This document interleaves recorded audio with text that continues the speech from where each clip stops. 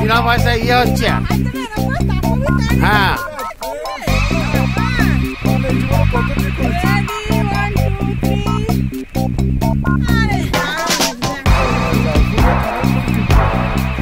আমাদের এদিক থেকে একটা করে দিতে হবে। চেরি ব্লসম, চেরি ফুলগুলো কেমন দেখতে হয়। আমরা আজকে 24শে মার্চ 2024 ওসাকা থেকে কয়েটু এসেছি বলা যেতে পারে। চেরি ফুল ফুটেছে এবছর, একটু দেরিতে ফুটছে। চতুর্দিকে পরিবেশটা এরকম।